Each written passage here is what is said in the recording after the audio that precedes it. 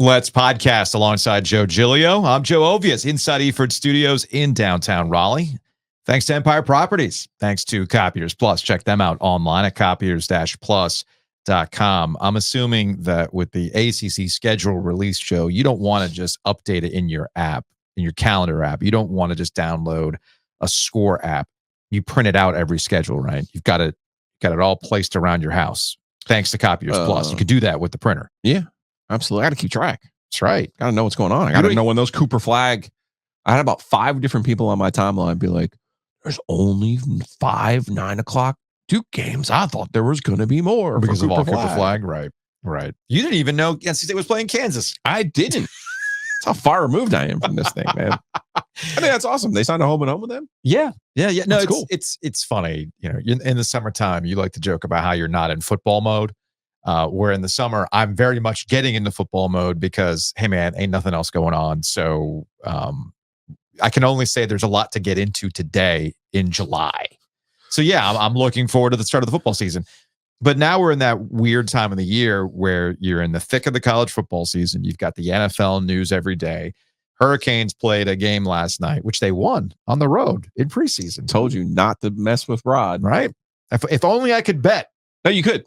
I couldn't find it on DraftKings. They popped up later in the day, closer to like at 4 or 5 o'clock. They popped. Gotcha. I didn't know that. The home teams went 5-3 yesterday. But what's funny about college basketball in particular is that it just kind of pops up and it reminds you, oh yeah, that's like right around the corner. Oh yeah, we got ACC tip off in a couple of weeks for college basketball. That's a huge problem for college basketball, especially when you've got Cooper Flagg in your backyard and you're just kind of reminded, oh yeah, that's what's going on. So yeah, ACC schedule release came out yesterday. As we all know, it's going to be about Cooper Flagg. And if you thought the Zion levels of coverage were over the top, you just wait. White Zion? Yes. Yeah. Yes.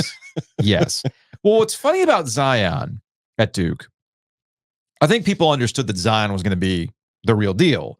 But I don't think anybody realized just how much of a phenomenon he was going to become while he was at Duke. Yeah. Okay. And with Cooper Flagg, this is not a catch you by surprise, take the country by storm situation. No, this is very much a build up to what this guy is going to look like on national TV. Our first look at him against college competition at 17 years old. And the NBA folks are going to be parachuting in to talk about Cooper Flagg as a prospect for the upcoming NBA draft. So all of these things kind of get into the melting pot, and Duke's going to be the place to be once again for these games, which also means this, Joe. Also means this. It means that North Carolina will once again be under the radar. We're back into those plucky Tar Heels mode where nobody's talking about the Tar Heels anymore. Because you remember during the Zion year, they had Kobe White over in Chapel Hill, who was tearing it up and was having a fantastic season. But barely anybody talked about North Carolina because, well, it wasn't Zion and the crew. So I have a similar feeling of what's going to happen with North Carolina this year. The Tar Heel fans are obviously going to be locked in for what their Tar Heels are going to do, but most of the national attention is going to be for Duke. And then we're going to look up sometime in mid-January, late January, and go, hey, you know who's been sneaky good this year? North Carolina, because they're under the radar. I bet State probably gets more coverage than Carolina this year. Potentially. It's interesting just looking at Duke's schedule now. I didn't realize that Cooper Flagg gets his quote unquote homecoming game in the first game of the year. Yeah. They play Maine, where he's from. Right. Now, if this was Carolina, you would have played at Maine. Yes. Back in the Dean Smith days, you played your homecoming game. As a senior, you went back to your hometown. So. Roy would keep that up too.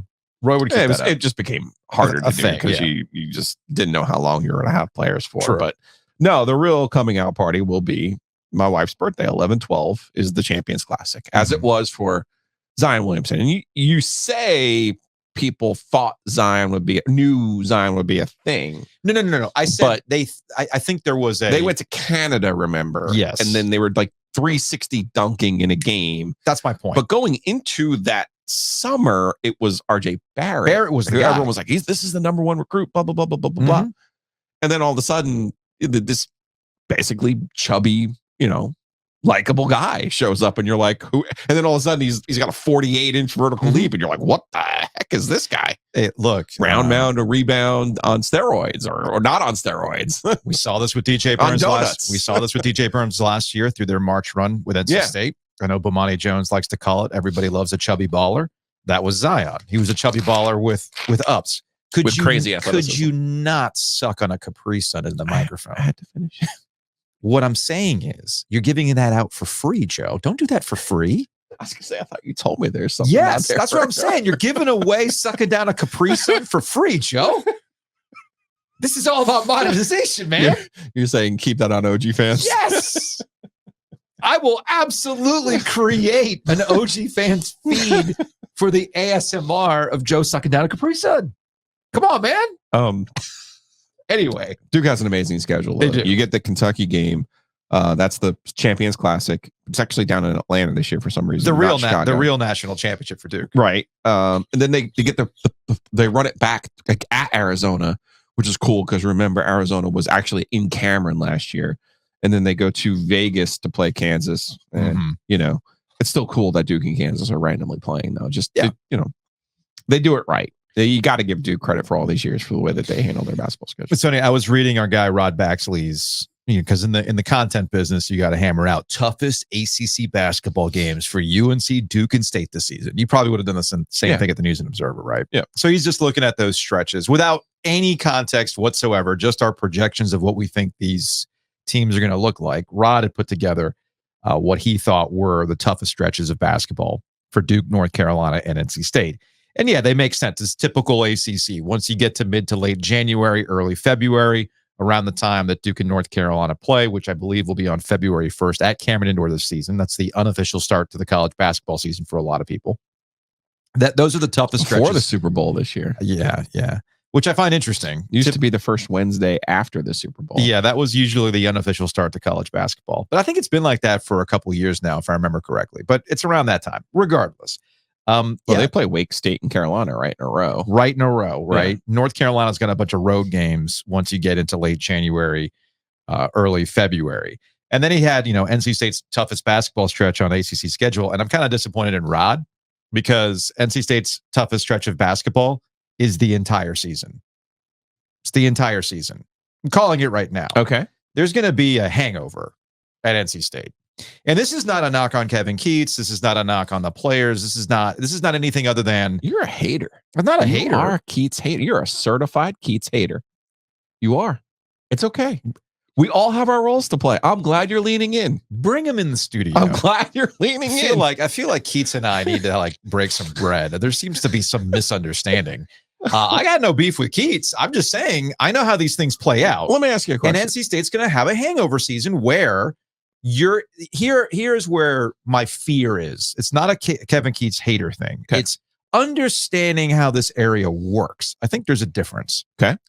And you got to remember that last year, I was going to say they weren't good during the year. Right. They weren't good during the year. And that's going to come back with NC State and how the fans look at this upcoming season. It's not all that dissimilar to how we talked about Hubert Davis after year one, where they weren't really all that good. And then they went on a heater. And when things went bad the following season, a lot of the folks who weren't sold on Hubert Davis were telling you, see, I told you it was just this one hot month, right? And I feel like we're going to have a repeat for that for Kevin Keatts this year, coming off the ACC championship run and obviously the Final Four run. That is not an indictment of Kevin Keatts. That is understanding how the nature of college basketball goes, that it really is a year-to-year proposition, especially with the roster flux and everything else. I'm just going to be really curious to see how people handle what might be a very typical regular season for the Wolfpack coming off a Final Four run. All right, two thoughts. There's one large difference. Okay. Carolina was the preseason #1 team. You're absolutely right. You're absolutely and right. Had but that's Baycott and Davis and Love back. Yes. Okay. Now they did not have Manic. Yes. I think State obviously doesn't have either one of the DJs. No, they don't. So they're a different team. I think most people are square with NC State did not have a great regular season, that they went on a great. It's not so much as a heater because there wasn't like a classic NC State game where they made like 8 3-pointers and beat somebody. Yeah, they took the Michael Connell shot and ran from there. They just magically figured out how to play better defense and how to actually play together as a group. Yeah. And outplayed people. They outplayed everybody other than Virginia in that run, that 9-game run. They outplayed everyone other than Virginia. Just straight up outplayed and beat everyone. Yeah. So there's that. The other thing I would say to you, though, is I really feel like last year's success should change people's opinion of what NC State was in 23. Okay. NC State was a good basketball team in 23. They made the tournament. They had a good team. They stumbled in the postseason. They should not have gotten crushed the way that they did against Clemson. They got a terrible draw for who the roster was made up of in altitude in Denver against a really good Creighton team and ended up ending that year with 2 straight losses. Yeah. But that was a good team. So I think in this portal era, Kevin has put together 2 NCAA tournament teams. One that won an ACC championship, and the same one went to the Final Four. Last year's team, the way that they finished the regular season after they had the unbelievable performance at Clemson was the frustrating stretch to me. To me, that's kind of the anomaly for them. But was that 5-game, 6-game losing streak where you're looking at them going like, what? No, because the rest of the time, Joe, after they had beaten Clemson last year, they put themselves in a position to make the NCAA tournament as an at-large team. Here's what I'm going to say. I think NC State, this is true of any basketball team in the ACC. They're going to have a frustrating stretch. I'm simply asking the question, how are people going to handle that difficult stretch after what we saw last year? I would hope that people go, hey, you know what? They went through a difficult stretch last year. Sometimes it clicks for you at different portions of the season. I mean, really, what I'm advocating for NC State is what I've advocated for Duke, and what I'm going to continue to advocate for Duke throughout the year. The team that you see in November and December is not going to be the team that you see in March. I think what NC State kind of showed you last year, that sometimes you have to reassess how you even think things will come together. It might not be the team that you see in November will start clicking in February. Sometimes it might not just happen until literally March. We saw with Carolina, obviously, with Brady Manick and the crew. So that's all I'm asking. And I'm just curious, and we're not going to know the answer until it unfolds, how it goes for Kevin Keatts and how people process some tough stretches. I will say this, though. You know who actually probably has the most amount of pressure to do something this year? It's not John. Well, it is John Shire because they got Cooper Flagg. And yeah, there's the standard being the standard at North Carolina for Hubert Davis. And obviously Kevin Keatts wants to keep this thing going. To me, it's our guy, Steve Forbes. Yeah. Your Deeks need to break through. We talk about Dave Dorn and breakthroughs all the time. Steve Forbes needs to break through. I love our conversations with Steve Forbes. I think he's good for the ACC because the ACC needs guys like him to advocate for the conference, but it also needs to be backed up with NCAA tournament appearances, which has been very, very elusive for Steve Forbes at Wake Forest. So I'll be curious to see how they manage to do these things. Steve's actually on a similar path to what Kevin was on. Yep. You know, like there's been a couple of times where you're like, well, that's a tournament team. And then they get left out and you're like, what the heck? And then last year, again, they had put themselves in position to make the tournament and then faltered down the stretch. Like you still have to win the games down the stretch that are important to you. I know how to get you in the basketball mood. I'm getting there. I think your algorithm is trying to get you in the basketball mood. You want to do those? Let's do those real quick. Yesterday, because these are 2 all-time classics that I sent you, in the middle of the night. I know. But Duke has already started with Cooper. Yeah. So they had something from practice yesterday where it was like, even the admin didn't see Cooper coming, because it's like, there's like a screen. The guy comes off a screen and he's like looking for the pass, and then all of a sudden Cooper Flagg steals it and goes and dunks. It's like a practice highlight. Yeah. And I was like, oh man, here we go. Nobody loves to prime the pump. Here we go. Nobody primes the pump like Duke Twitter. Let's go. I love it. Anyway, get Keatts in the studio. We got to hang out. So what the hell were you doing last night? Just scrolling? I have no idea how these... I don't even remember what the second clip is that I sent you. Oh, I know it now. Yeah. So the first one is Chris Paul. The first one, I had always... Apocryphally, we had heard from Barry Saunders, my former colleague at the News Observer, longtime columnist, a true character of the newspaper profession, right? We had heard like the day after that someone in the NC State crowd was chanting about or saying something, taunting, saying something to Chris Paul that day, the infamous day of the nut punch with Julius Hodge, about his dead grandfather. Yes. And it was like, everyone was kind of like, really? Is that really something that really happened? And now, all of these years later, Chris Paul, here we go. Anything goes. So we playing at NC State. And it's a heated game. It was the last game of the season. Obviously, we was getting into it or whatever. He was talking crazy. There's a point in the game where it's free throws going on, and I can hear some students or whatever chanting, "I your grandfather." I got tears going down my eyes, whatever. Me and Julius have been getting into it all game. When I did hit him, everybody goes crazy. Goes along, and you see the punch right there. Well, he down, the game going on. His family members or something like came down to the court talking like, "Hey, we're going to do this." Remember what happened at the end of the game? I hit the game-winning shot.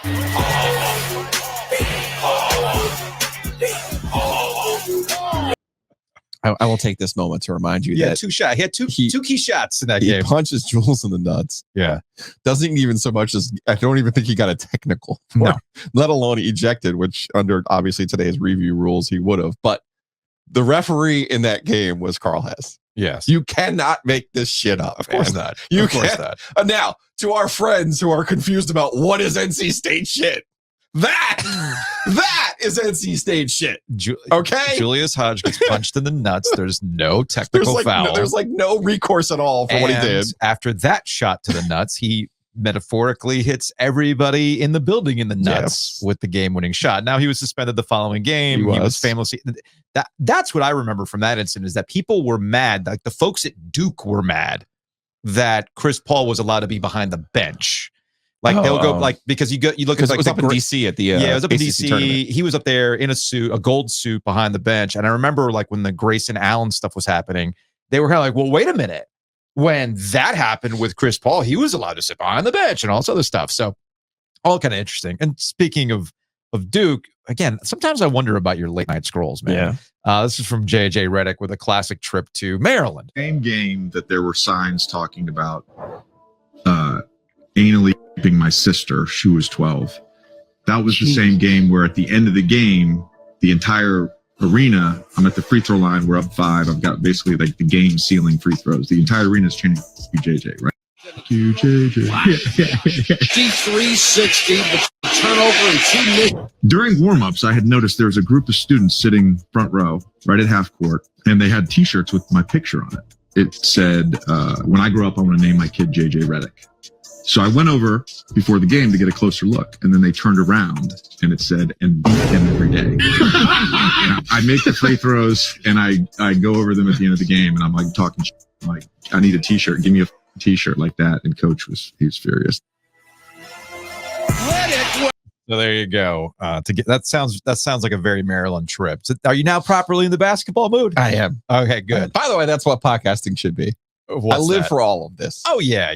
Come back and tell me a story from 10 years ago. Come back and tell me a story from 20 years ago. I live for it. It's not just podcasting. It's tell me that story. Let me clip it. And then somebody's on their throne scrolling, and then they can enjoy it. Send it to you. And send it to me in the middle of the night to be like, oh, yeah, we got to talk about this. I'm properly in the basketball mood. I will say this about basketball, and all that shit talk is why I still like going to basketball games. Yeah.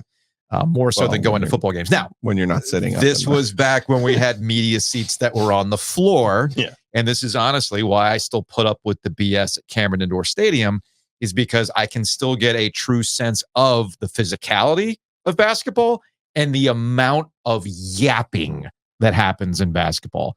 I love it. And that's why I cannot wait for the start of the basketball season, which will come in due time once football season's over. But then again, as we're going to talk about with Taylor Vippolis from Inside Carolina, it might have already started in Chapel Hill, but we'll do that a little bit later on. Housekeeping.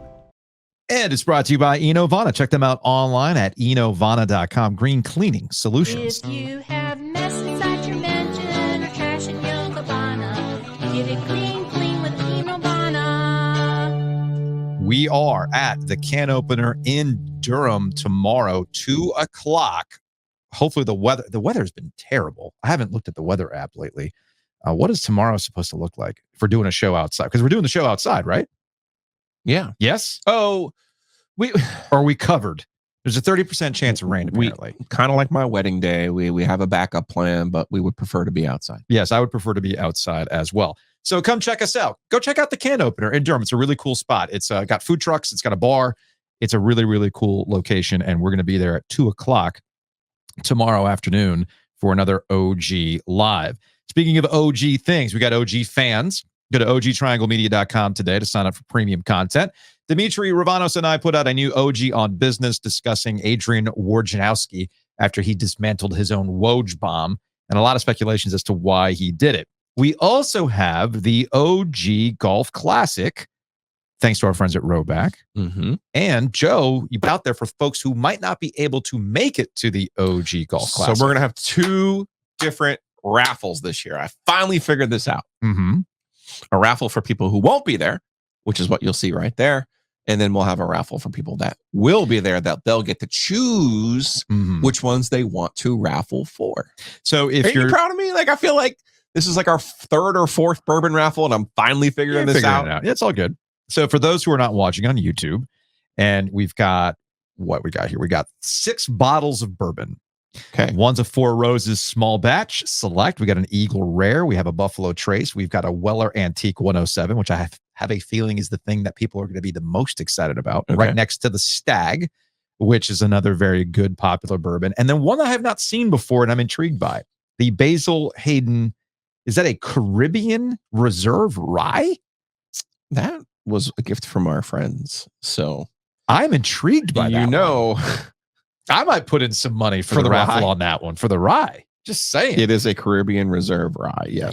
Yeah. That looks pretty good. So 3 tickets, $50, 10 tickets, $100, 30 tickets, $200. I changed those too. And that, again, that is for people who cannot make it to the golf tournament. You like that movie theater popcorns advertising? I see you, Joe. You like that? I see you.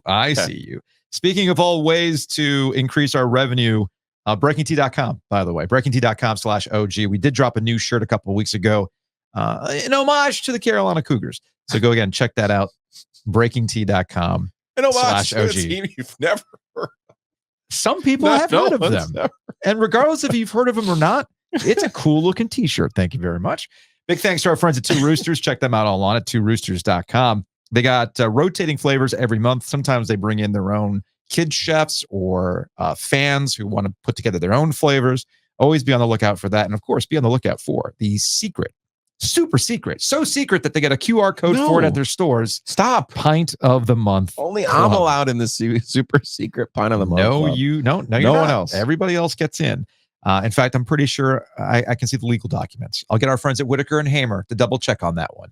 Check them out online, wh.lawyer, attorneys and counselors at law. Also, big thanks to our friends at Hometown Realty. You can check them out online at myhtr.com. Guaranteed offers are all the rage, but guaranteed offers aren't really friendly to the homeowner who's trying to sell their house. It's more friendly to that company that is to you. Maximize your value.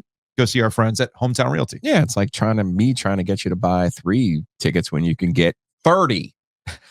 Look at the value in there. See the shyster hustle we got going on there.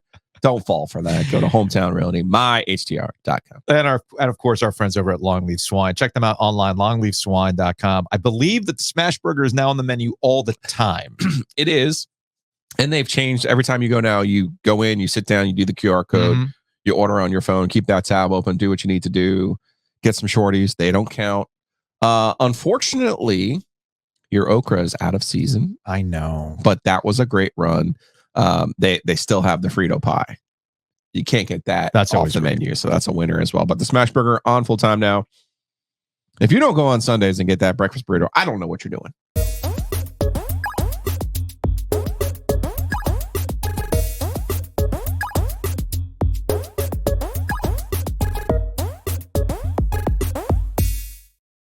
Joining us on the Heister Automotive Group hotline from the ACC Network, she is Taylor Tannenbaum. Taylor, what's up? Nothing much. Just got back into town. Made a little detour to Bristol, and now we're here and getting ready to head to Dallas this weekend. Little ACC Dallas action, like we all anticipated and always expected. Yeah, a very important game for SMU and Florida State, as we discussed back in Charlotte in July, right? Yeah. First Absolutely. ACC game for SMU. It's so funny when we think back to July when I saw you guys and you handed me melted ice cream in the lobby of the hotel, and I was just, we were just enjoying ourselves, wondering what the football season would be. We circled this FSU SMU game as like a potential determining factor for an ACC championship contender, and it's a much different story now, 5 weeks into the season. But hey, such is life. Unexpected. Yeah, it's interesting. With Florida State, one of the things that I was curious about going into the season was the differences between Clemson and Florida State and how Mike Norvell builds a program and how Dabo builds a program. And I get there's still plenty of season left, but I've seen some folks say, hey, you know what? Maybe Dabo isn't crazy for developing guys and sticking with his guys and having another crack at it. And you see Georgia aside looking pretty good right here as everything's kind of calmed down. Whereas I think Florida State's still trying to find that identity post what had happened with the college football playoff, post Jordan Travis, bringing in new guys that don't necessarily always work out. So what's the general sense in talking with the folks at the ACC network, talking to the folks that were around Tallahassee about how the rest of the season is going to go for Mike Norvell? Well, the first thing is that, they feel like they've been in this position before. A couple of years ago, start 0-4. This isn't the first time they've started 0-3 under Mike Norvell. So, and they've been able every season to turn it around and at least finish on strong footing. So there's belief in the building that, like, even though an ACC championship and a college football playoff is technically lost, you can still finish the season with a foundation to go into next year. So I'll say that. I've talked to some people in the building, and there hasn't been much of a drop-off in confidence and I guess morale, which is good news for a program that was coming in with high expectations and has completely fallen off of a cliff and finally picked up their first win in week 4 of the college football season. So that's good news too.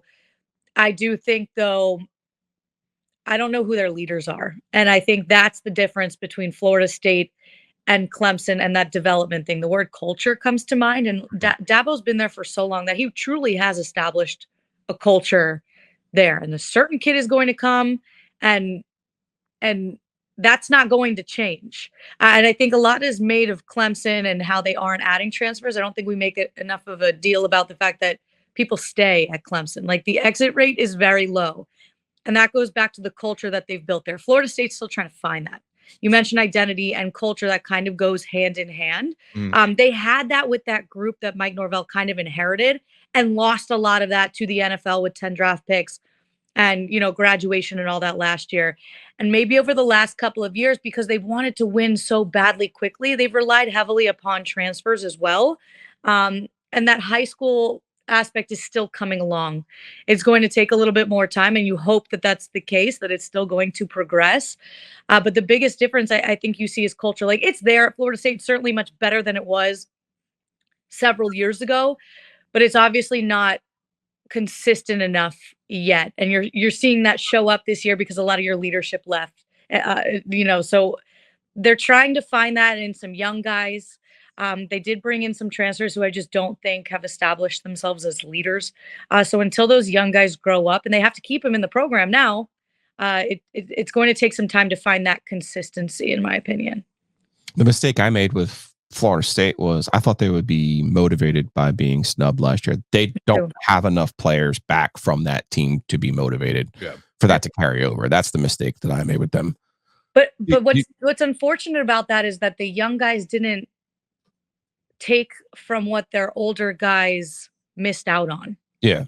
So I don't know, that didn't translate, and maybe it's just a learning curve, technically X's and O's, Y's on the football field, because they didn't get a ton of playing time, some of these guys. But still, on the offensive and defensive lines, like, there's no excuse. It starts there. Like, there is so much experience back. I don't know where the breakdown has been there.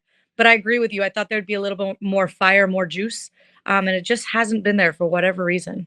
And the mistake I made with SMU, who's 3-1 and plays their first ACC game this week, I thought they would be an offensive juggernaut. I thought they would be Preston Stone slinging it around the yard. I thought they would be the Rooster running the ball up and down the field. And they lose the game at BYU where they're completely inept on the offensive side. Now they've recovered. They've scored 66 points against TCU. Mm-hmm. So, I mean, I'm spotting dimes and eating onions. I don't know what the hell to make of SMU. What do you think? Well, it's almost like, look, we watched Preston Stone ball out last year, and then obviously he got hurt. Like, it's not like that was fake. Like, you saw it week in and week out. That was consistent, if you want the word consistent. And it's almost like he has the yips. Like he came back from injury and just wasn't the same person. And I'd imagine, because I've never been in that position before, there is something to that, right? Coming back onto a football field, and not everybody is equal and made the same. And it might, take somebody different mentally to get back into form. But I know Rhett Lashley had a big decision to make in deciding to go a different direction, because he loves both of his quarterbacks.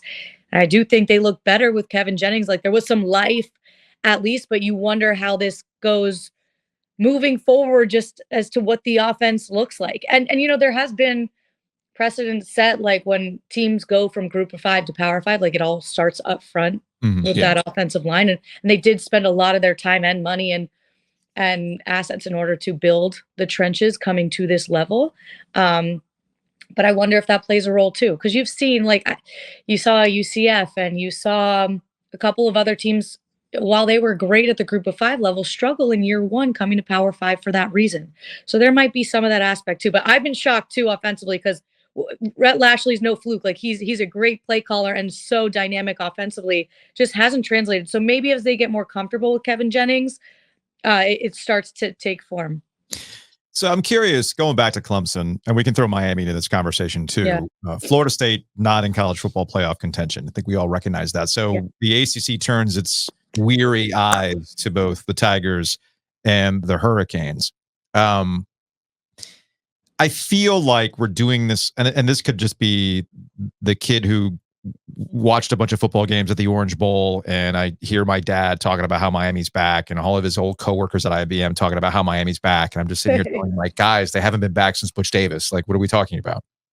But Cam Ward is so good, that it makes me go, well, maybe they are back. So of the two, of Clemson and Miami, is it Cam Ward's play, in your opinion, that truly elevates Miami into a legitimate college football playoff contender?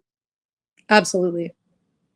And it's just this, like, we always talk about the UN swagger, and it sort of feels like they have some of that back. Yeah. And I know that comes with winning, but it's like, it's almost like, it's like a muted swagger too. Like, they kind of know what they have in the building, and they're not being overly, they're not projecting it a ton. Like, that swagger that Miami used to have. It's not demonstrative. It's not what Manny Diaz is doing with the fatigues, with the turnover chain off the plane. So don't trigger my dad with the fatigues. He is still upset about the fatigues. But anyway, you're here over there. And I think I like that. Like, I think I like that it's understated. And that really is actually Cam Ward's demeanor, right? It's that understated confidence. And it feels like that team's really feeding off of it. And it's not, and they have pieces at every level. Like, the lines are finally where they need to be. They have a backfield with Damian Martinez back there and some depth as well. Their receiving group is deep. They have options.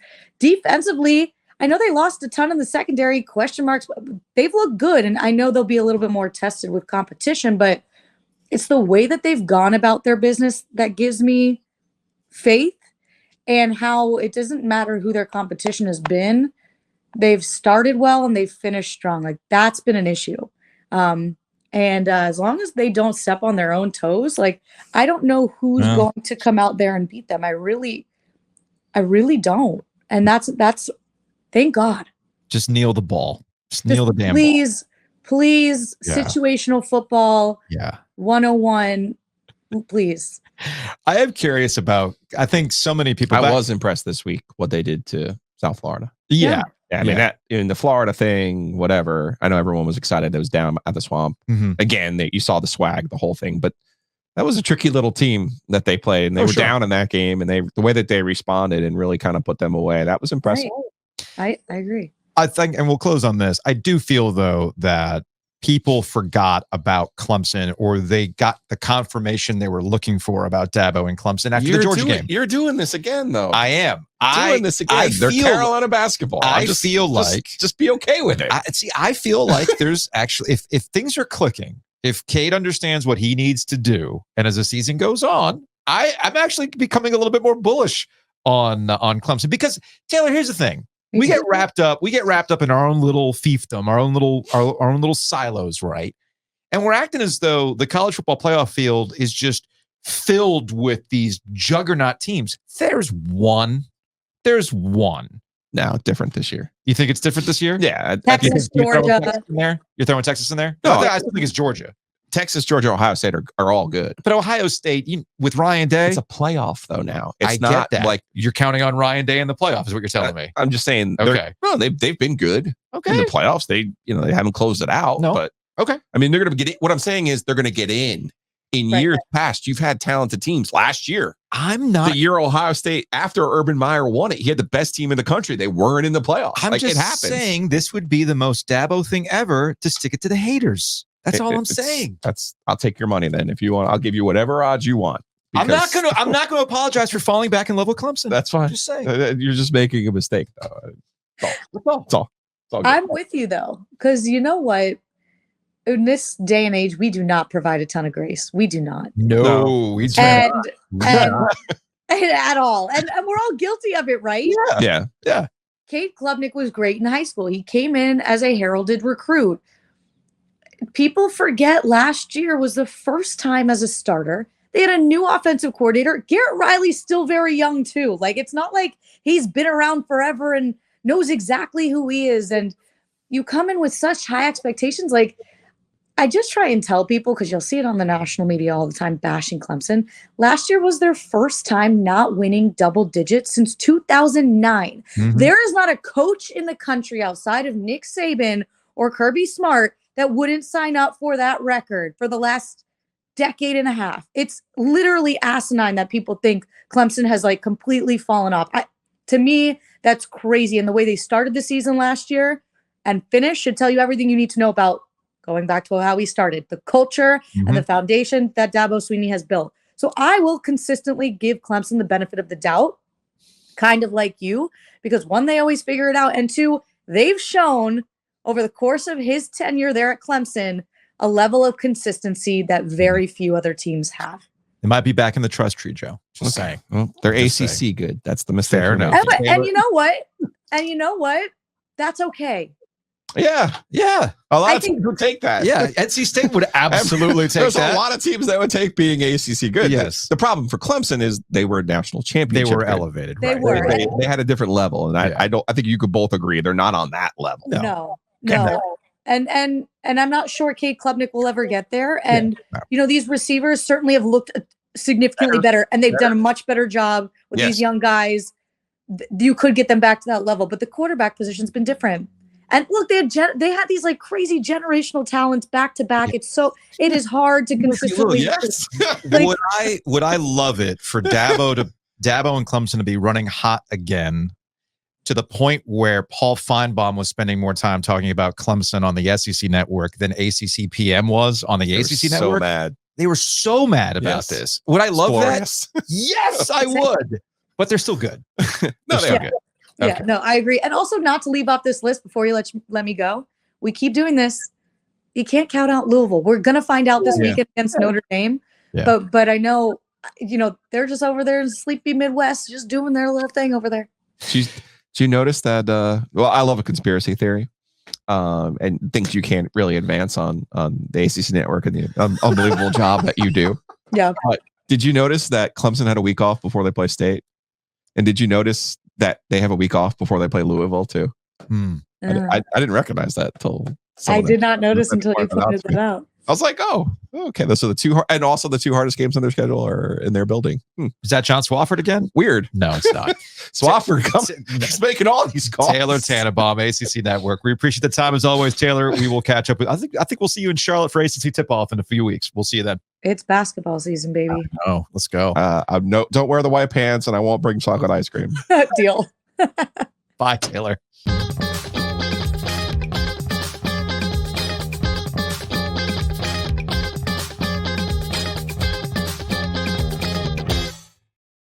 Always enjoy hanging out with Taylor Tannenbaum. Always enjoy when I see the row back on Giglio. You got that old North State thing kicking today. I like it. I do. I am ready for the Rowback OG Golf Classic. So is Rowback. They're going to have prizes for us. They got hats. They got shirts. They got hoodies. I keep telling them, just bring it because Ben was like, hey man, I don't want to bring like XLs and then people like don't wear an XL and they win. I was like, well, first of all, I think you're fairly safe with most of our crowd with an XL. We're an XL. We're an XL crew. We're kind of like those people. And so I get it though. He's like, I don't want people who win like not to be happy. That's where I said, well, no, you can bring hats. You can definitely bring hats for like long drive, closest to the pin, some stuff like that. So I'm just really excited for people who have not gotten their hands on Rhoback because I'm with you. Like when I buy something, I either want to try it on or touch it or feel it or understand what it's all about.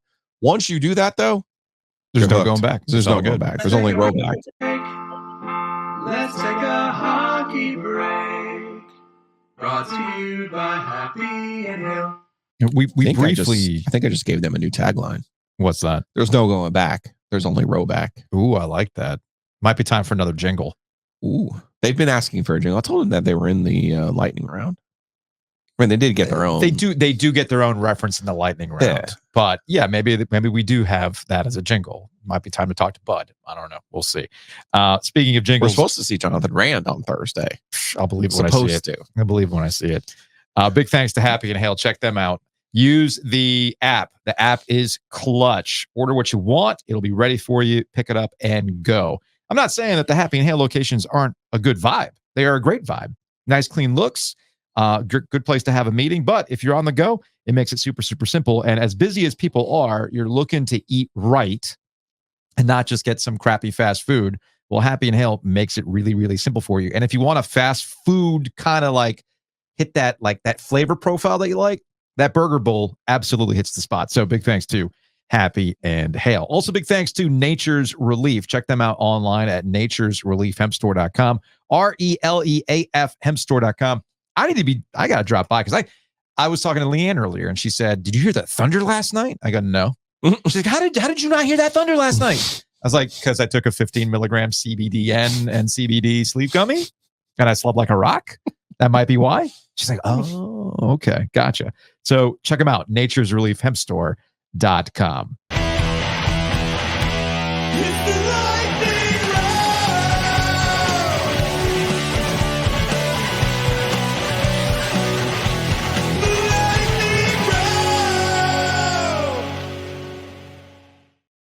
Look, man, when we talked with Taylor, I was telling you that Dabo's in his bag. All right. Dabo is in his bag again. You don't believe me. This was from Dabo's press conference earlier in the week. Somebody had asked him a question about negative criticism, and here's what Dabo had to say. People were saying the game had passed you by. You don't recruit out of the transfer portal. One guy criticized your offense for its racial makeup. Didn't have a particular type of person. I'm glad I don't read none of that. Well, or listen to it. So my question was that on your show? Or was that you? Not me. No. That was ACC. It was one of your ACC network guys. Oh. Anyway, I wrote it on. I'm glad I don't listen to none of that. On Twitter. Just to let you know, that's not ACC network. Yeah. Right. White. Don't be slandering Roddy Jones on this program. They're even getting the wrong Roddy. What the hell's going on at Clemson? I thought this clip was interesting from two perspectives. One, you got the classic Dabo. I don't listen to any of that stuff. Yes, you do, or you have somebody tell you these things. And then it shows you Clemson media, dude. Nobody circles the wagons at a Dabo press conference in this conference like Clemson media, man. As somebody, I think you pointed this out, or somebody else has pointed out, that only at a Dabo press conference will you get a standing ovation from the media. And the fact they're like, can you believe Roddy White, wrong Roddy to begin with, Roddy Jones. And they're like, but even the ACC network was saying this about you. Y'all need glad to the Clemson stop. PR person stood up for Roddy Jones. That was good. I know. The racial makeup. Let me get this on Outkick. Y'all need to just chill out for a second. Speaking of people who apparently never read anything, but they certainly know all about it.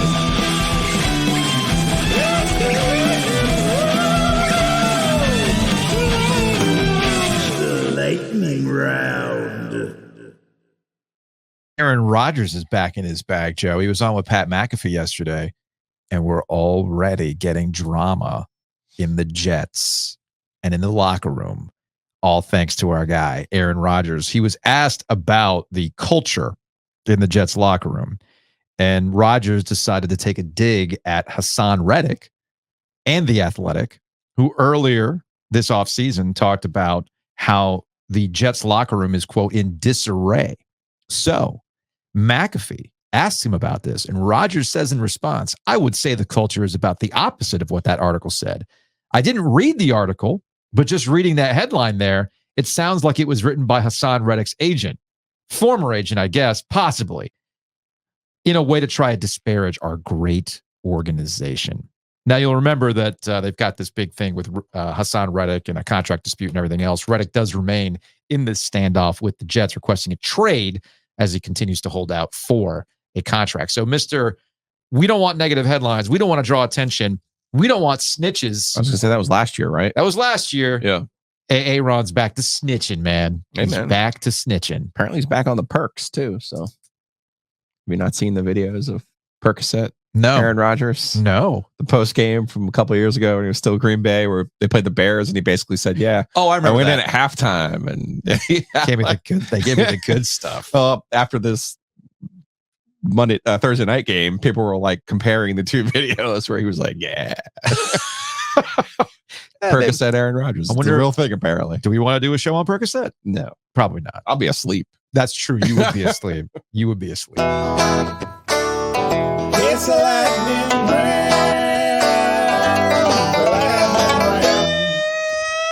It's the lightning round.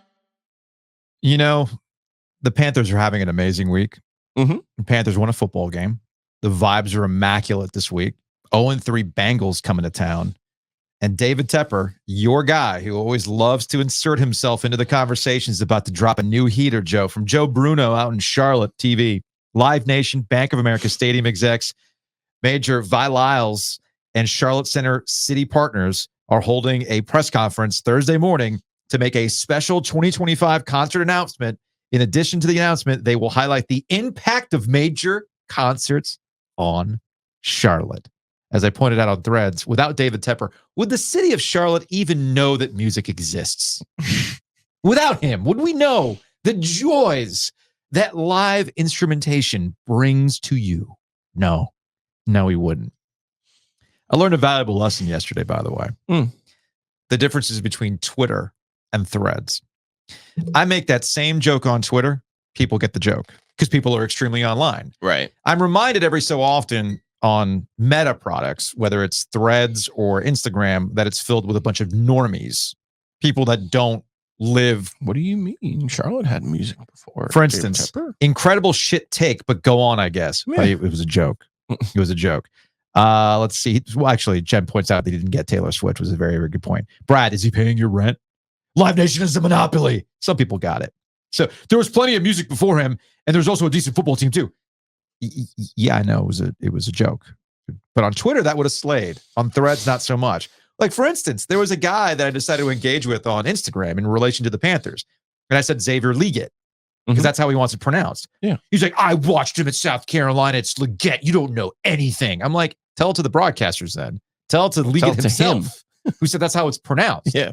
And then he also was like, this was absolutely not a Canales said on Sunday that Bryce was his guy.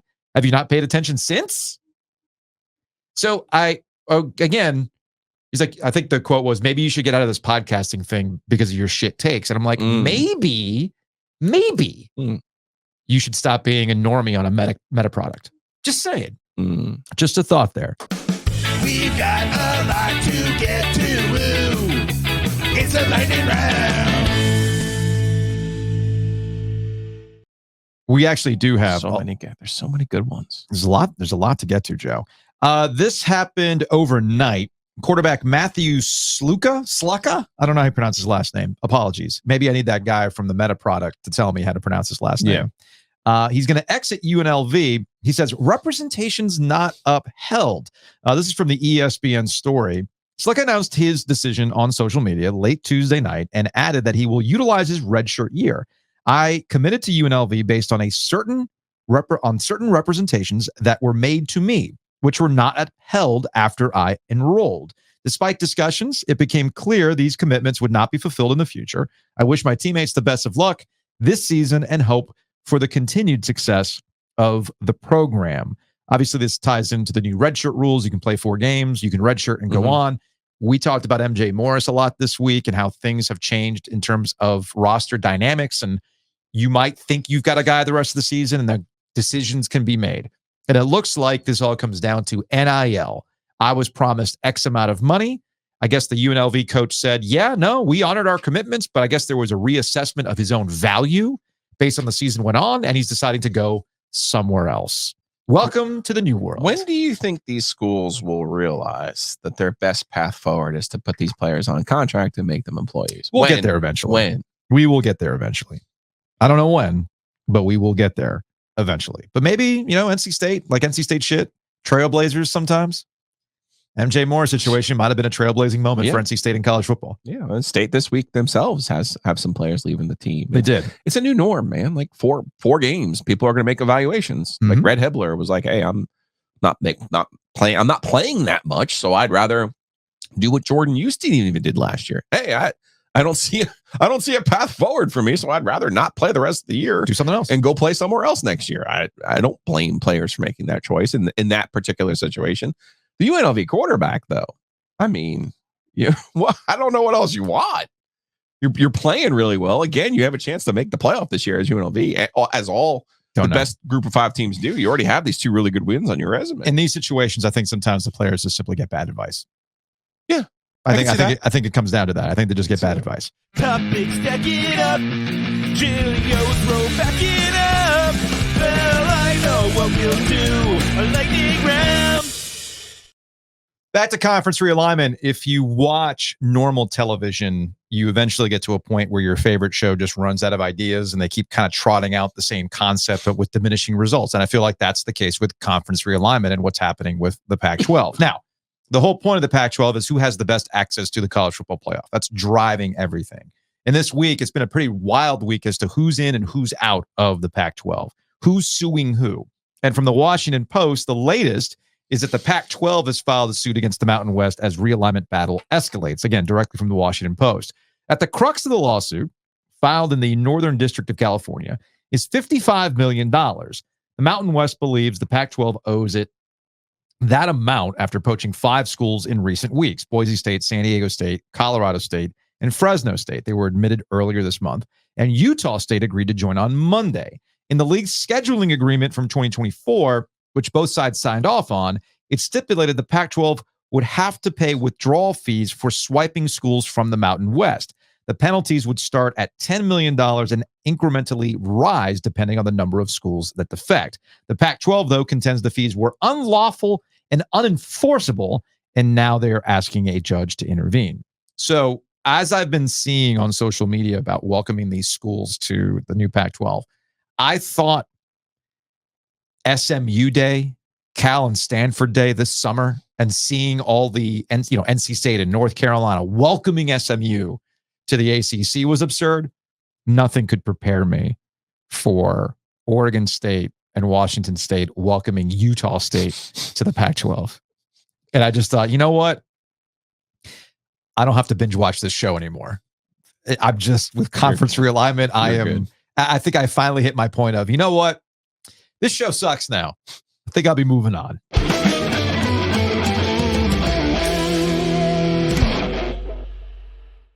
Joining us on the Heister Automotive Group hotline from the Briar Creek O2 Fitness location, the Renew Physiotherapy. She is Gabby Benninger. Gabby, how are you? I'm good. How are you doing? All right. Joe wants you to explain to me what exactly dry needling is, because this was done to him this week. And I was like, what the hell did you do? And how does this help? It sounds crazy, but it is one of the most effective treatments we do with Renew, because it directly targets your muscle, your problem joint, whatever is causing your injury or dysfunction. That needle can directly target that muscle tissue. It releases tension within the fibers. It promotes a healing response within the body. It provides additional blood flow, which our blood flow helps heal everything. So blood flow is essential. That's why they say to put heat on things. Mm-hmm. Blood flow is part of the inflammation process. So those needles basically restart the inflammatory process within the body and allow it to restart its healing cycle. Excellent for old injuries. Oh, sorry. No, that was such a better answer than the one I gave yesterday, because I was like, yeah, they move it around. I think it's kind of like acupuncture, but they move it. My muscle, Krista's always excited when my muscle jumps. There's like a twitch. She's like, oh, that's good. And I'm like, okay, sure. Okay. I have such neck problems that you could like really dig in there, because I'm just like, yeah, do what you need to do. Yeah, your neck has to be. I'm like, you can do whatever you want. Your neck has to be resistant to just about everything. Because Gabby, you don't see it while we're recording this show. He's constantly rubbing on some sort of icy hot or whatever freeze or spray, and it's like, how do you even feel your neck at this point? But now I know the answer. I don't. He doesn't. But those needles will help you feel a little bit more. Yes, definitely gets the blood flow going. And my app, I try to tell people, and we're going to get into some injuries here, but I try to tell people about this app. Because you know me, Joe, when we play video games, you're like, okay, no, you got to do it this way. And I'm like, you can't tell me, you have to show me. Yes. And on the app, all of my exercises, which are really simple, they're seated in a chair. There's a towel involved. Sometimes there's a foam roller involved. You just watch the video, you do the exercise, you feel better. Now, Gabby, do you have any tips, tricks for Adam Thielen and the Carolina Panthers? He got put on injured reserve yesterday when the Panthers were doing a bunch of different transactions ahead of week 4, and he's on injured reserve because of a hamstring injury. I mean, we all saw it on Sunday. He landed awkwardly on his foot. It was slow to get up. It figured it was a hamstring, but it's got to be pretty severe if he's going to miss some time. But I'm guessing for the normie out there, hamstring, if you're not careful with it, it can get you. Definitely, especially for those powerful athletes, a hamstring is tough. From what I've researched, it's about a grade 2, so usually a couple weeks to get him back and rolling. Obviously, he's going to have great care, and hopefully, his team can get him back as soon as possible. Given that injured reserve status, definitely it's a tough one. It reduces your power when you have a hamstring injury, so hopefully he comes back full force, because he's definitely a key player for the Panthers. How does that grade scale work? Is it like the DEFCON, the lower the number, the more severe, or are we going up? Is it like there's three numbers. So 1 is very, very minor, a couple of days to a week. 2 is a few weeks to a month-ish, maybe a little longer if it's bad. And then grade 3 is full tear. So he's kind of in the middle. Okay. Not the lightest, but not the worst. So is it just stay off of it? Is it just like massage? Is there dry needling involved with your hamstring that I might not be aware of? I usually recommend no stretching for the first few days to let those fibers kind of readhere and reattach. And yes, dry needling, lots of blood flow. Get that blood in there to help heal the tissue. So all kinds of modalities, manual work, and then just regaining his strength and power as necessary. Some of these injuries that are not, breaks, it's almost like when you'd rather break a bone than have one of these hamstring pulls and all this, because it just seems like there's no real timetable. Well, like Jordan Love, right, with the Green Bay Packers, he's got, as I go full medical here, a sprained medial collateral ligament in his left knee. So not fun, but it's a sprain, right? So that's another one of those things that you have to be super, super careful with before you get back on the football field. Absolutely, especially with the unpredictability of tackles. You never know when that's going to be susceptible to more strain, and if it's already strained, it's going to be likely to tear on a second hit, especially if it's a tough one. So it's definitely hopefully he heals up and rehabs, keeps as strong as he can, so he can react to any tackle he might get. Hopefully none, but. I think if we can get Jordan Love and the Packers to an O2 fitness, he'll be back on the field before you know. He's motivated, though, I'll tell you that, because Malik Willis, he's looked all right. Who knew? He's looked all right. They've made Malik Willis look good. I mean, that just shows you the power of the Packers. So, Gabby, we appreciate you taking some time for us today. You're out at Briar Creek. We go downtown. So we're probably not going to cross paths with you. But Joe's dad, I think you see my parents at the Briar Creek location. So I think my parents are out there, and if you see Ernie, you'll know you've met Ernie. There's no, that's awesome. Yeah, there's no like, oh yeah, okay, yeah, that's Joe's dad. Gabby, we appreciate the time. We'll talk to you later. Take care. Thank you, guys.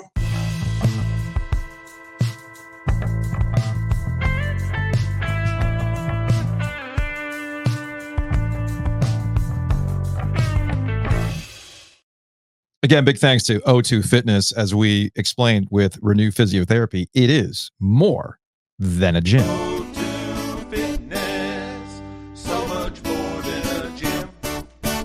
So again, big thanks to O2fitnessclubs.com. Also, big thanks to Matt Davis over at State Farm. Check him out online, insuregarner.com, the OGinsurance.com.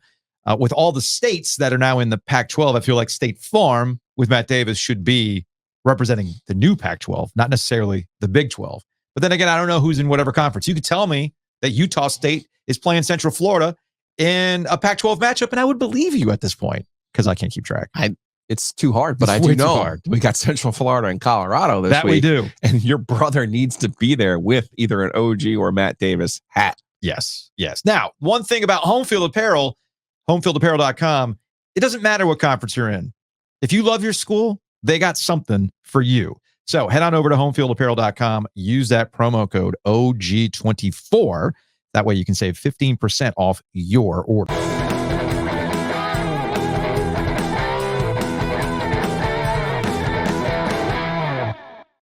Joining us on the Heister Automotive Group hotline. If you watch that little transition on YouTube, it says positive vibes only. Not a lot of positive vibes coming out of Chapel Hill. Taylor Vippolis, former Tar Heel football player, Inside Carolina, joining us now on the Heister Automotive Group hotline. Vip, what up, man? I could put lipstick on a pig. We could talk about Jacoby Criswell making some throws that I haven't seen a quarterback make through 2 games in Chapel Hill. So if we want to dress this up, I can. We could dress it up. We can dress it up. But there's 2 things I wanted to hit that aren't necessarily positive. One of them is happening right now, and then the other is a larger picture to paint that I know Giglio has brought up in relation to when you know the party's over in Chapel Hill. You were part of one of those instances. Look, Mack is going to Mack. Fine. All right. He'll try to spin it PR-wise, totally get what he did on Saturday and how he handled his press conference on Monday. The curiosity that I have, and I'm curious how you've kind of interpreted this, not allowing the players to talk on Saturday is one thing. Not allowing the players to talk on Monday is another. And I almost feel like they want to make sure there's only one story that came out of that locker room on Saturday night and not have Mack Brown's story questioned. Is that a proper interpretation? Yeah, there's probably some fire where there's smoke there. I think part of it too is what else can you say when you get beaten that badly by James Madison, and you don't want your players reliving that as much as they probably have already. And at some point, you do have to turn your attention to Duke because you can't let this James Madison game beat you twice and then beat you 3 times. Mm-hmm. But yeah, I do think that players should be accountable and players should be able to speak, but it does feel like North Carolina wants to control the narrative that's coming out of the locker room and whatever happened in that post game.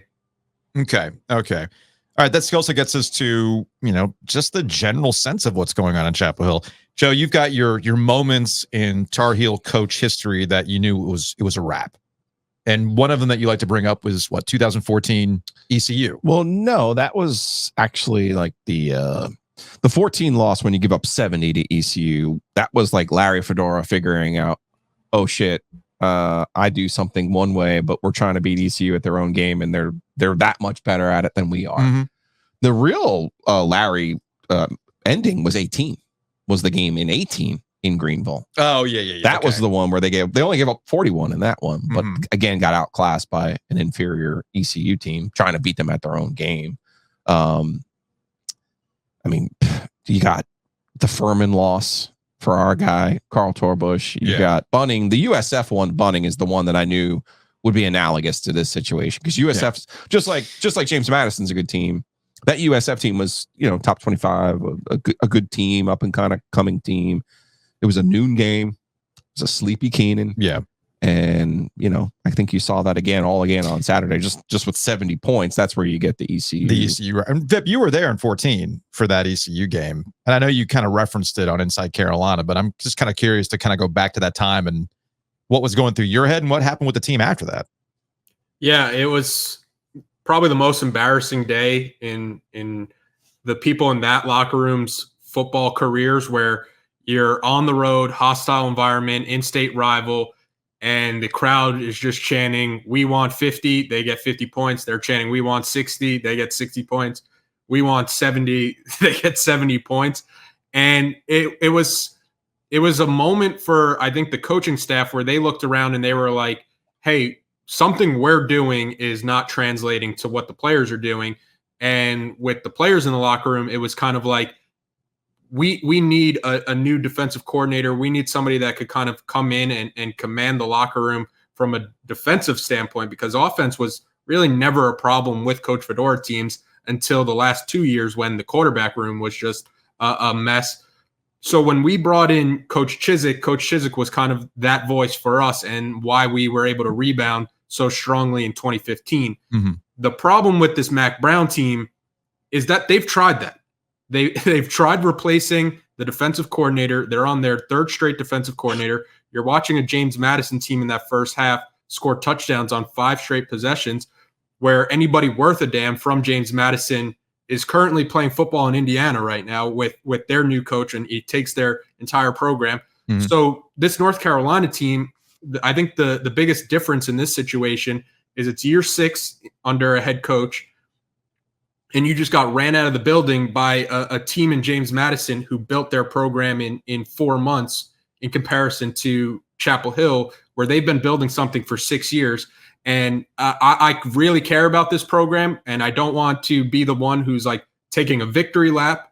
But anybody who watches football and understands the X's and O's of football has kind of been putting the warning signals and being like, hey, this North Carolina team is not that good. Mm-hmm. They're being propped up by Drake May. They're being propped up by Sam Howell. They have extraordinary skill position players sprinkled in throughout the 6 years. But overall, this has still not been that good of a football team. And the first time that I think people were their eyes started to open to that was the ACC championship game against Clemson, where Clemson has a superior coaching advantage and runs Carolina out of the building. And then last year in the Mayo Bowl against West Virginia, who is a pretty mediocre college football team, destroys North Carolina in their own backyard. And now the James Madison game, I think, has ripped that Band-Aid off. And when you're looking at this North Carolina schedule, before you even get into conference play, there's a chance it only gets uglier from here. Mm-hmm. Why do you think the recruiting talent hasn't translated? Because most of it had been on the defensive side of the ball. Like, that's where the most 4- and 5-star guys were. Is it truly just a matter of the scheme and not being in the right place at the right time? Or do you think there's something more there that we're not recognizing? Yeah, I think the key word that you'll hear from a lot of people is just the football culture in Chapel Hill. And I think Mack Brown has tried to address that a couple of times, where they replace position coaches that apparently weren't getting the best out of people, especially along the defensive line, where North Carolina has recruited so well along the defensive line, but you really haven't seen that production. And then you watch James Madison, and James Madison's group of 5 offensive line is pushing North Carolina around. But this is why I think all the problems kind of stem back to the top to Mack Brown, because when Jay Bateman was the defensive coordinator here, he came in with these high accolades coming from Army and having this really great football scheme. And after his first year, or before Jay Bateman left North Carolina, allegedly he was telling Mack Brown, hey, you have to replace some of these position coaches because they're actively undermining what I'm trying to do from a defensive perspective. And the response from Mack Brown was saying, okay, we'll part ways. Jay Bateman, you could go on. And Jay Bateman, since he's left, has put up great defenses. We talked about Coach Chizik in 2015 and 2016. Those defenses in Chapel Hill, they weren't like the best defenses, but they were at least average to when you have a great offense, you could win a lot of football games with them. you have somebody like Jeff Collins who has done great defensive work in his stops as a college football coach, and you're still not getting the production there. So there is some kind of systemic problem in this North Carolina football team that they just cannot get the defensive aspect right. And maybe the JMU game was an anomaly this season because the first 3 games, albeit against not the best competition, but still a Power 4 team in Minnesota, the defense did look good and like they were making improvements. But this game against JMU it's like 2 steps forward and then they just sprinted. It's not even 2 steps back. They sprinted and they ran back across the starting line. I am curious, as you chat with the folks at Inside Carolina that are deep into the recruiting, what I've always been fascinated by is a Mack Brown recruiting bump. Are these guys coming in with an extra star attached because, hey, it's Mack, it's North Carolina, they're going to get a little something? Like if you talk to like a Steve Logan, they'll always tell you there's a Mack Brown recruiting bump because he decided that he's going to go after you and that kind of stuff. Is everything aligned? Like, do the recruiting guys at Inside Carolina see the same things that North Carolina specifically sees when they try to recruit? Yeah, I think they do for the most part. Okay. And it's not like North Carolina has been recruiting and like trying to go out and find like these diamonds in the rough and they're not panning out. Like a lot of these guys that they're battling for, they're going up against the Georgias, the Clemsons, the powerhouses in college football. So that's why I think a lot of North Carolina fans, when they're stepping back and looking at what the results on the field are, it's kind of like, wait, so you're telling me every 4- and 5-star guy we've signed has just been a miss, and they would have been a miss no matter where they went. Mm-hmm. And that's the part that I think is hard to swallow, because there's just no way that every kid that's been a bust or hasn't lived up to their potential are the ones that are going to Chapel Hill. Okay, that gets to the culture part of it then, as you referenced.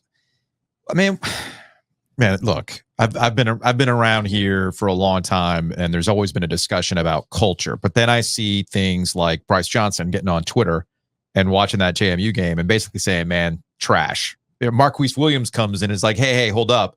And Bryce will go back and say, no, you were good, but the rest of this has been terrible and whatnot. It almost feels like there's not even buy-in from the entirety of North Carolina when it comes to football, when it comes to this kind of thing. And that might be the biggest stumbling block for Tar Heel football in general. Yeah, I think inherently when you look at North Carolina, the first thing and the second thing and the third thing you're going to think of is the basketball program.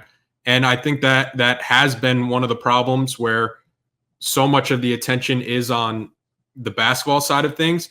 But I think when you look at the North Carolina football fan base, the part that I get worried about is that you're not going to find too many casual Carolina football fans. No. And the ones that care about Carolina football live and die with Carolina football. They're a huge passionate base. It's why Inside Carolina is ranked where Inside Carolina is on the 24/7 sites. Mm-hmm. But what I've started to see is, even from the diehard people, the Lettermans, where it's like we're watching these games, and by the second or third quarter, it's like, what am I doing? Like this is a nice Saturday. I'm in Miami. It's 85 and sunny, and I'm watching JMU beat North Carolina by 4 touchdowns when I could be doing anything else in the day. And I think that part is the most worrying part, where you're starting to see the apathy in the fan base start to build up. And I don't know how you address that, especially when I mentioned before, I'm looking at the schedule and I'm trying to find wins on the schedule with this North Carolina team where they're currently at. And it's the wins are very few and far between right now. Yeah. All right. It's interesting. And you played at Carolina and you understand this. You follow this stuff. It's fascinating to hear you mention the games that you mentioned, right? You didn't mention State. You didn't mention Wake. You didn't mention Duke.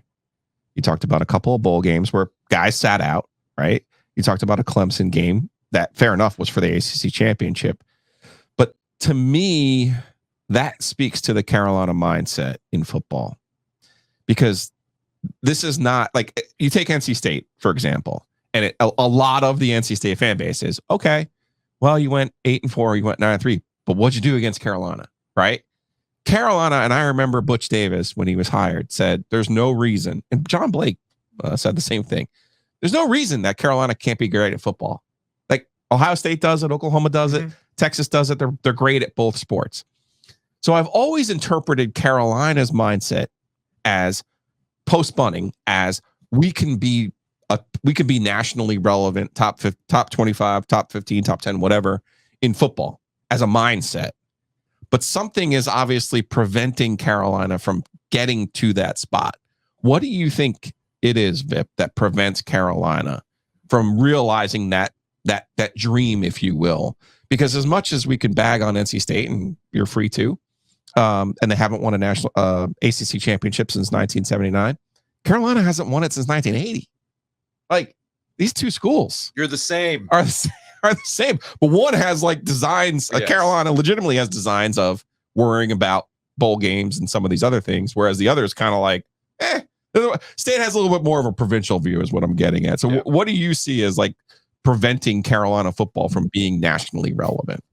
I think you just have to find the right coach that blends a mix of being able to recruit well and then the on Saturdays, because I think right now the disconnect for North Carolina is, I think Coach Fedora had an innovative offensive mind, but maybe the relationships weren't the best with high school coaches and wasn't able to recruit North Carolina, because there was a ton of talent in North Carolina alone.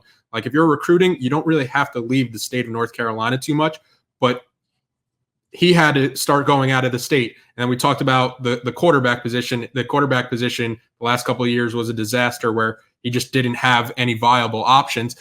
And then you have somebody like Mack Brown, who is kind of the flip side of that, where his recruiting, he's going to win the press conferences, he's going to win on the recruiting battles. But then when you get to Saturdays, it leaves a lot to be desired, where since 2019, Carolina's lost 8 times as a double-digit favorite. And in those 8 games, 4 of them, they've lost by double digits as a double-digit favorite. So I don't even think North Carolina fans are really asking like, hey, we should be the Clemsons, we should be the Georgias, we should be perennially ranked in the top 10, top 15. We're just asking like, hey, can we beat Georgia Tech? Can we beat Virginia? Yeah. And when NC State comes to Chapel Hill with a 3rd-string quarterback that nobody's ever heard of, can we beat them? Right. So the bar is like pretty low, man. The bar is very low. All right, Vip. We're gonna get out of here on this. Tell me something good. Jacoby Criswell put up some numbers, though. Right? We're gonna get back to that. I knew Mac's been selling this since the summer, man. The job is Jacoby's if he can get up to speed. It's his job, right? Yeah, from the first 2 games, what you saw in Max Johnson before he got hurt and Connor Harrell, as I was projecting out the season, I was like, I don't know how this team is going to compete, because the defense has been holding strong, but the offense doesn't look like they can get a first down. When they get in a 3rd and 8, it might as well be 3rd and 80, because they just don't have a chance of converting. And I don't think the receivers are helping out a ton. But the one positive from this past game, and that was one of the things Coach Fedora kind of taught us when he was our coach, that not every game can be viewed in the vacuum of everything is bad. And if you do have to pick a bright spot from the game against James Madison, it was Jacoby Criswell. I think there's a few things that he struggles with. I don't think he really picks up where his pressures are coming from, but he has been getting 3rd-team quarterback reps up until, a week ago or 2 weeks ago before Max Johnson got hurt. And in that game against James Madison, there was at least 4 or 5 times where he made a throw that I was like, nobody else in that quarterback room can make that throw. Yeah. So if Carolina can build on that, their offense scored 50 points or 43, and then they got the block punt for a touchdown. So the offense wasn't really the problem why Carolina lost that game. There's a couple of throws that Criswell is going to wish he had back from that James Madison game. But overall, that was the most positive I felt about the quarterback position for Carolina. When before Criswell kind of stepped up, I was like, this position is dead. Your season's kind of over, dead on arrival with what you're putting up at the quarterback position. Kind of going back to that 2018 season when North Carolina had Chaz Surratt and Nathan Elliott, where it's like these guys just don't have the arm talent to win games in the ACC. They letting you talk about the Tar Heels over at Meadowlark? I saw Lucy was, hitting some. NC State and Carolina caught some strays from Lucy on the thread. I saw that. I'm like, oh, at least Lucy's paying attention to the triangle. I like to see that, right? Yeah, our college football show, which comes out later on Wednesday, they talked about the James Madison Carolina loss. I was in the control room helping out, so I didn't get to talk. But I've been kind of banging my pots and pans like a doomsday guy, saying like, "Hey, this is gonna happen." And then the apocalypse is behind me, and I was like, I've been trying to say this. No, Vip, you've been in Miami too long. If you're going to break out the pots and pans, it's for Cam Ward of the Miami Hurricanes, man. I've been favorite. You're going to get the Cubans in Hialeah coming out with the pots and pans. It's back, baby. Let's go. Dale. All right, man. Jalen Vippolis, Inside Carolina, Meadowlark. We appreciate the time as always, man. It's good to catch up. Always, guys.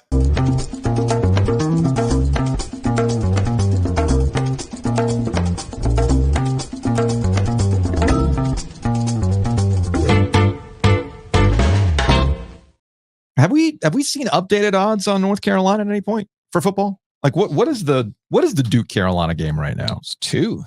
Just 2? Yeah. Okay. I mean, I did I used some of the I gotta log in. Hold on a second. I gotta go. I got $6.50 right now. I know there's a 50 all from your my attempts to rebuild and have some fun because I like a challenge, Joe. I know you do. I love a challenge. So let me go to college football. And I think I'm going to do a little $5 gang on the North Carolina Duke game this weekend.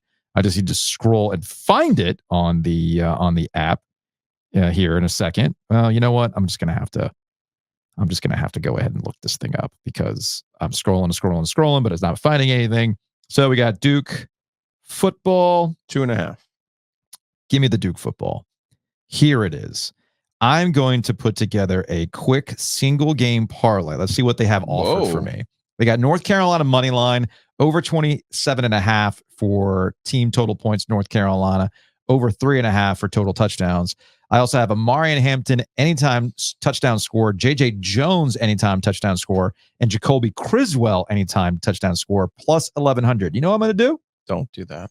I'm going to put $2 down on that. Don't do that. I just did. You can't stop me. Meanwhile, what do we got in the Duke single game parlay? We got Duke money line over 28.5 team total points, over 3.5 total touchdowns. That's plus 134. I think I'm going to put $2 down on that because I think this is going to be a shootout. Could be wrong, but who knows? I'm now down to $2.50 in my account, Joe. Should have just had you give me that money. See, I'm having fun with it. You can have fun with it as well. So head on over to DraftKings, download the DraftKings Sportsbook app today. New customers, you can put $5 down and you'll get $200 in bonus bets when you bet those $5. Only on the DraftKings Sportsbook app, an official sportsbook partner of the NFL. The crown is yours. Gambling problem? Call 1-800-GAMBLER. In New York, call 877-8-HOPE-NY or text HOPE-NY 467-369. In Connecticut, help is available for problem gambling. Call 888-789-7777 or visit ccpg.org. Please play responsibly. On behalf of Boot Hill Casino and Resort in Kansas, 21 and over. Age and eligibility varies by jurisdiction. Void in Ontario. Bonus bets expire 168 hours after issuance. For additional terms and responsible gaming resources, see dkng.co/ftball. Big thanks to the Butcher's Market. You can check them out online, thebutchersmarket.com. I got into the 4 cheese manicotti last night. Excellent stuff. I also know it's excellent because the kids... You're so adventurous there. The kids do not leave any leftovers when the manicotti gets broken out. And really simple, too. It took about 90 minutes in the oven. Set it at 425 from frozen. Put it in the oven at 425 for 90 minutes.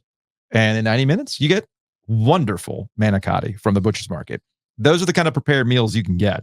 They have everything from a shepherd's pie to... who doesn't love a shepherd's pie? They also have a chicken marsala that I've had in the past that's really, really good. Mm-hmm. It's all there at the Butcher's Market. Big thanks to Mosquito Authority and Pest Authority. Check them out online, bugsbite.com. You can bundle and save with our friends at Mosquito Authority and Pest Authority. And, of course, our friends at Breeze Through. We are in peak tailgate time. We got preseason hockey games right around the corner. think the Canes are playing a home preseason game on October 2nd. I'll be at that one with a bunch of junior Canes kids. Should I wear the jacket that night? Please. I'll send you a picture. Thank you. In the meantime, when you're headed to these tailgates, when you're headed to a game, drop by a breezethrough, breezethrough.com to find their locations. Wonderful beer cave. It's all there for you at Breezethrough.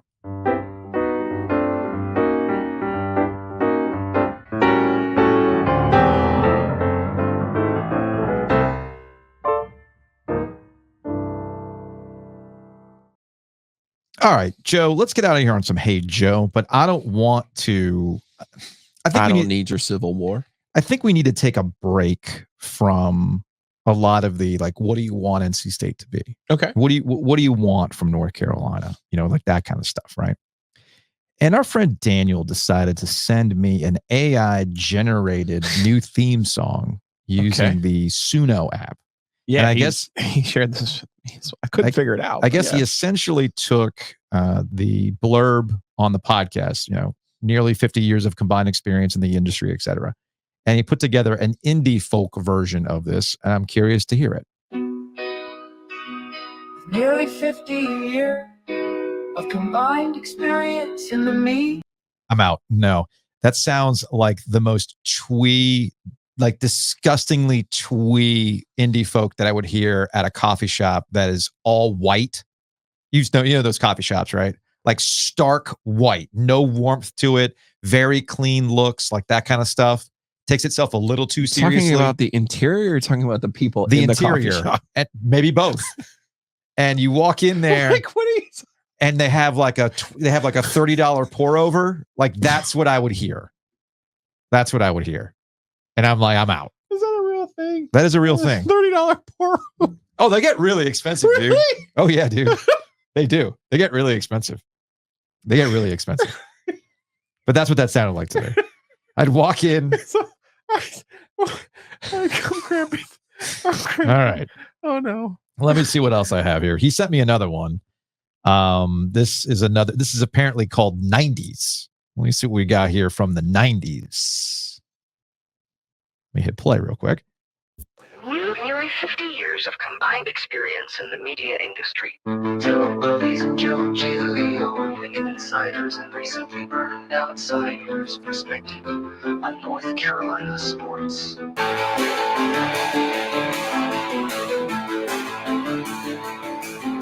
Smash that subscribe button and turn on notifications. Stay up to date on all the latest episodes. Joe Ovies and Joe Giglio. Ovies, Giglio. Joe Ovies and Joe Giglio. Ovies, Giglio. Joe Ovies and Joe Giglio. Ovies, Giglio. It's not bad, actually. I like it. It's actually not that bad. I like it. One of these days, AI is going to take our jobs. It's like, you want a specific sports take? Nah, we can give it to you. All right. I think he sent us one more called 5 Stars Only. Let's see what the AI music generation spit out for this one. With nearly 50 years of combined experience in the media industry, yeah, there's no mystery, podcast chemistry. Joe Ovies and Joe Giglio bring insider's perspective. Recently heard outsider's perspective on North Carolina sports. North Carolina sports. Smash that subscribe button and turn on notifications to stay up to date on all the latest episodes. You know what that sounded like to me? Remember that? Dun, dun, dun, dun, dun, dun, dun. I wanna be. That sounds like in the Owl, stars. Yeah, Owl City. Yeah. That was the name of that song, which was like a ripoff of the Postal Service. Yeah. Right? Yeah. Like, if you want to listen to the Postal Service, listen to the Postal Service. That's what that sounded like to me. Like, did you know that planet Earth moves slowly? There you go. That's the song. Planet Earth? No way. Get out. Mm. That's cursed, dude. The other one, the second one? Yeah. The 90s? The 90s was pretty good. If they could pronounce your name a little bit better, Nah, that one would be good. That's part of the charm. That's part Well, of it the doesn't charm. make any sense that they would get my name right and not yours. Great question. Yeah. Great question. Then I would be like, okay, if it was like Ovies and Gigolo, then yes, I would use it. Right? Okay, yes. Anyway, we'll get to some more responses from the week tomorrow. We'll be at the can opener live. Man, is it Thursday already? Yeah, dude. I gotta bring that clock in here so I know what the heck day it is. The week had to your point, the week has flown by. Yeah. The week has definitely flown by. So we'll be out in Durham for the can opener. We will see you there.